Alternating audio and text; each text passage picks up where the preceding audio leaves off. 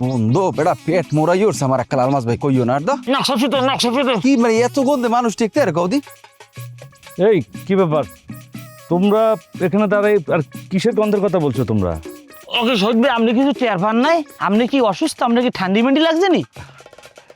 ঠিক বলেছো, আমার একটু আসলে আসার পর থেকে একটু ঠান্ডা লাগছে, নাকে ঠিক বুঝতে পারি না আর কি, গন্ধ ঠিক পাই না আর কি। বলো তো কি ব্যাপার? ঠান্ডা লাগলে তো ঠিকই আছে। এই যে ম্যাজিস্ট্রেট আইছে, তো ম্যাজিস্ট্রেট আইয়া পুলিশ লই আইছে, আই আমাকে যে মুটকি চেয়ারম্যান যে মারা গেছে তার লাশ তো উঠাইছে ভাই। হ্যাঁ গন্ধে কিরা দেখবে, আমরা তো যাওয়া ছিলাম লাশ দেখতে, কোথানি যাইয়ে রাস্তা পাড়া ফিরিয়াও লাগছে না একসের বমিয়ে। তবে সত্যি আল্লাহ যা করে ভালো লাগেই করে। এই যে দেখেন আপনার ঠান্ডি লাগিয়ে না কাটকে রয়েছে, এটা যে আপনার জন্য আল্লাহর কত বড় রহমত। এত কেয়ামত হয়ে যাইতেছে গ্রামটার মধ্যে গন্ধে, কোনো মানুষ তো ভালো, কোনো পশু প্রাণী পর্যন্ত সুস্থে বসবাস করতে পারতেছে না, কিন্তু দেখেন আপনার কোনো সমস্যা নেই। আপনার আল্লাহ সর্দি দিয়ে নাক টাটকাই রাখছে, আপনি দিব্যি গ্রামে ঘুরিয়ে বেড়াইতেছেন, এটা আল্লাহর কত বড় একটা রহমত। কোন তুমি দেখছি ঠিক আগের মতোই রয়ে গেছো। একটু ফান করে কথা না বললে তোমার ভালো লাগে না? তাহলে তো তোমার কথা মতে যেটা বুঝতে পারছি যে সর্দিকে একটু ধন্যবাদ দিতে হয়, তাই না? আচ্ছা শোনো, এই ম্যাজিস্ট্রেট সাহেব কি লাস্ট নিয়ে গেছে? হ্যাঁ লই গেছে, এতক্ষণ তো লই যাওয়ারই কথা, এখন তো আর নাই। আচ্ছা হাবু কোথায়? তোমরা হাবুকে দেখেছো? হ্যাঁ দেখছি না, তাই দিয়ে ম্যাজিস্ট্রেট খারাই খেলেন কথা কয়। তাহলে একটা কাজ করো, তোমরা দুজন আমার সাথে চলো, কারণ এখন মর্গে থাকা দরকার আছে, পোস্টমর্টেমের সময় ওখানে থাকাটা ভালো। ঠিক আছে, আমার সাথে চলো, আসো। শহীদ ভাই আপনার দই এলাকা আমরা পাও ধরছে দাদা, আপনি খারান, আপনি শিক্ষিত মানুষ, আপনি বড় ভাই মানুষ, আপনার দ্বারা একটা হাত পা ধরে রিকোয়েস্ট করি, আপনি যে কইবেন, আপনি যদি কন 100 অবিবাহিত পুরুষ এবং মেয়েকে তুমি বিবাহ দিয়ে দাও বিনা খরচ, আমি দিয়ে দেবো। আপনি যদি আমারে বলেন তুমি এই গ্রামের সবচেয়ে বড় তাল গাছটার উপরে উঠতে পারবে, তুমি তালপাড়ি খাও আমারে খাওয়ামো। আপনি যদি আমারে কন তুমি সবচেয়ে বড় নারিকেল গাছটারে ডাপ্পারি খাম খাওয়ামো।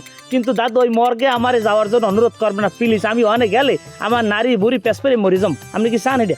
আসলে ভাইয়া আমিও আলমাজ ভাইয়ের লোক একমত ভাইয়া, আমরা যে কাম করতে কইবেন আমরা সেই কাম করতে রাজি আছি, কিন্তু ওই মর্গের আর আমরা যাইতে পারবো না ভাইয়া, খুবই খারাপ অবস্থা, আমরা বুঝাইতে পারবো না, আমার এমনি গ্যাস্ট্রিকের ঠিক সমস্যা। আছে ঠিক আছে, আমি বুঝতে পেরেছি, মানে তোমরা যে কি ধরনের কাজের লোক আর তোমাদের কি কি কাজ হবে সেটা আমার বোঝা সারে। ঠিক আছে, থাকো তোমরা এখানে, তোমাদের যেতে হবে না। জি আসসালামু আলাইকুম। হে ডাক্তার মানুষ, হে পারবে, আমরা পারবো কো? এই জিনিসটা আর বুঝে কেডান? বমি ট্যাবলেট খাওয়া লাগবে। আয় এত কি হইছে? তেমন করে খা। কইস না বোন, এমন পচা গন্ধ লাশের আমার পেটের ভিতর দিয়া মুড়াইয়া গোড়াইয়া সব বাইরে আইতে আছে। আল্লাহ, যাই হোক ভাবছিলাম কি এই সুযোগে কবর দিয়ে লাশটা উঠে না দেখমু। হ্যাঁ যা দেখলাম পরে আল্লাহ মুই মনে হয় বাস মনে রে মরিয়ে যাম রে। গেছো কা? হ্যাঁ মুই কইছি না যে মুই যাবো না, আমরা টাইনা টাইনা লয়ে গেছো। এখন আল্লাহ জানে সারাদিন মুই খাওয়ান টাউন একদম সব বন্ধ হয়ে গেছে। ওরে আল্লাহ জানে, যে চোখকে দেখলাম এই দেখে কি রাত্রে ঘুমাইতে পারবো, কিছু খাইতে পারবো? মোহে তো মনে হয় কিছু লইতে পারবো না, যে আলো সবই ভিতর দিয়ে বাড়ি আইবে, আর ভয়ও করতে আছে রাত্রে ঘুমা মুখাম তারা।